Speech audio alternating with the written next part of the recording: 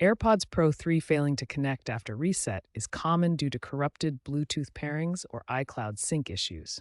A reset clears the AirPods memory, but your iPhone might retain an outdated profile.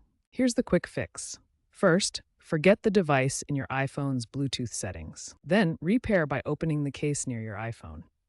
If that doesn't work, move to the next step, clearing the Bluetooth cache. If repairing fails, ensure you're using the same Apple ID on all devices to avoid iCloud blocking the connection.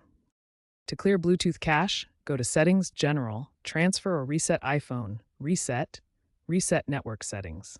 Note that this will erase Wi-Fi passwords. This forces a fresh Bluetooth start. Alternatively, third-party apps like Clean My Mac can automate cache clearing. If issues persist, ensure your AirPods firmware is up to date to version 7A312 or later to address connectivity bugs. As a last resort, check for duplicate AirPods entries in your iCloud account and remove them.